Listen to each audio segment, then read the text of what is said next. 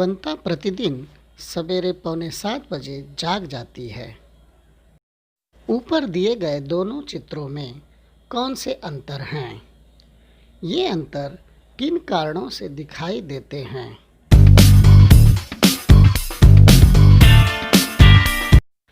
हम पृथ्वी पर रहते हैं। सूर्य से पृथ्वी को प्रकाश मिलता है। पृथ्वी का आकार किसी बृहदाकार गेंद जैसा गोलाकार है। इसलिए सूर्य का प्रकाश पृथ्वी पर सर्वत्र पहुंचता नहीं। आधी पृथ्वी पर प्रकाश पड़ता है तो आधी पृथ्वी पर अंधेरा रहता है। जिस भाग पर सूर्य का प्रकाश पड़ता है वहाँ दिन होता है। जिस स्थान पर सूर्य का प्रकाश नहीं पड़ता वहाँ अंधेरा होता है, वहाँ रात होती है।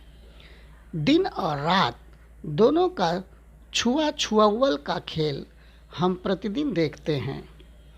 दिन के बाद रात आती है और रात के बाद दिन आता है। यह चक्र अविराम चलता ही रहता है। इसका क्या कारण हो सकता है? जिस प्रकार कोई लट्टू अपने ही चारों ओर घूमता है, उसी प्रकार पृथ्वी भी अपने अक्ष के सापेक्ष घूमती रहती है। इसलिए सूर्य का प्रकाश वाला भाग धीरे धीरे अंधेरे में और अंधेरे वाला भाग धीरे धीरे प्रकाश में आ जाता है। तात्पर्य यह है कि जहाँ दिन है वहाँ कुछ समय बाद रात हो जाती है और जहाँ रात है वहाँ दिन हो जाता है। क्या तुम जानते हो? प्रातःकाल पूर्व दिशा में सूर्य का उदय होता है और वह पश्चिम की ओर खिसकता जाता है। सायंकाल में वह पश्चिम दिशा में अस्त हो जाता है। अतः हमें ऐसा लगता है कि सूर्य पृथ्वी के चारों ओर चक्कर लगा रहा है, परंतु ऐसा केवल आभास होता है। वास्तव में पृथ्वी अपने अक्ष के सापेक्ष घूमती रहती है। इसलिए पृथ्वी पर दिन रात होते हैं। पृथ्वी के स्वयं के चारों ओर इस प्रकार घूमने की क्रिया को पृथ्वी का परिभ्रमण कहते हैं। एक दिन में 24 घंटे होते हैं, परंतु प्रतिदिन क्या 12 घंटों का दिन और 12 घंटों की रात होती है?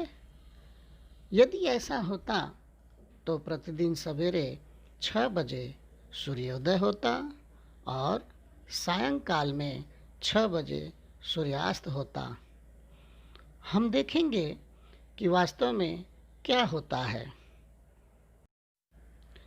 करके देखो। कुछ दिन दर्शकों कैलेंडर में सूर्योदय तथा सूर्यास्त का समय छपा होता है। इस वर्ष का ऐसा दिन दर्शक लो, उसका उपयोग करके नीचे दी गई तालिकाओं की रिक्त चौखट को भरो। तुम्हें क्या ज्ञात होता है? नवंबर महीने में सूर्योदय दिन प्रतिदिन देर से होता जाता है और सूर्यास्त दिन प्रतिदिन जल्दी हो जाता है। मई महीने में सूर्योदय दिन प्रतिदिन जल्दी हो जाता है और सूर्यास्त दिन प्रतिदिन देर से होता जाता है। इससे क्या स्पष्ट होता है? नवंबर महीने में दिन क्रमशः छोटे होते जाते हैं और रात की अवधि क्रमशः बढ़ती जाती है। मई महीने में दिन क्रमशः बड़े होते जाते हैं और रात की अवधि कम होती जाती है। अब तुम्हें स्पष्ट हुआ होगा कि प्रतिदिन 12 घंटों का दिन और 12 घंटों की रात नहीं होती है। क्या तुम जानते हो?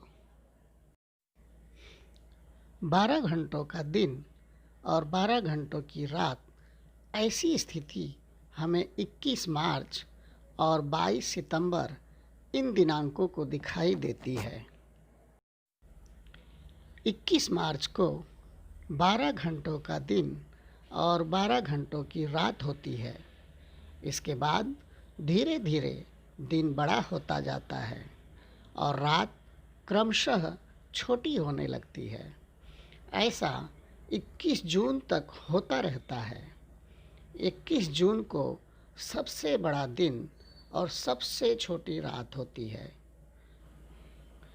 21 जून से दिन छोटा होने लगता है और रात बड़ी होने लगती है।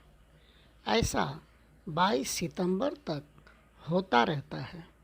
इसके बाद 22 सितंबर को 12 घंटों का दिन और 12 घंटों की रात होती है।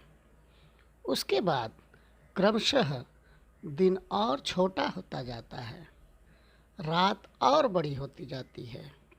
ऐसा 22 दिसंबर तक होता रहता है। दिनांक 22 दिसंबर को दिन सबसे छोटा और रात सबसे बड़ी होती है। 22 दिसंबर से दिन पुनः बड़ा होने लगता है और रात क्रमशः छोटी होती जाती है। ऐसा 21 मार्च तक होता रहता है। 21 मार्च से दिन तथा रात का पुनः छोटा बड़ा होना प्रारंभ हो जाता है। उपरोक्त दिनांकों में परिवर्तन हो सकता है, इसका अंकन करो। क्या तुम जानते हो, जिस अवधि में दिन बड़े और रातें छोटी होती हैं वह ग्रीष्मकाल होता है। जिस अवधि में दिन छोटे और रातें बड़ी होती हैं वह शीतकाल होता है। हमने क्या सीखा? सूर्य का प्रकाश एक ही समय में संपूर्ण पृथ्वी पर नहीं पहुंचता, इसलिए आधी पृथ्वी पर प्रकाश और आधी पृथ्वी पर अंधेरा होता है। पृथ्वी अपने ही चारों ओर निरंतर घूमती है। इसके कारण प्रकाश वाला भाग अंधेरे में और अंधेरा वाला भाग प्रकाश में चला जाता है। इसलिए पृथ्वी पर क्रमशः दिन तथा रात होते रहते हैं। दिन के 24 घंटों में से 12 घंटों का दिन और 12 घंटों की रात, ऐसी स्थिति हमें 21 मार्च और 22 सितंबर इन दिनांकों को दिखाई देती है। दिसंबर से जून तक दिन क्रमशः बड़ा होता जाता है, जबकि जून से दिसंबर तक दिन क्रमशः छोटा होता जाता है। इसे सदैव ध्यान में रखो। दिन के छोटे बड़े होने और ऋतु परिवर्तन में परस्पर संबंध होता है।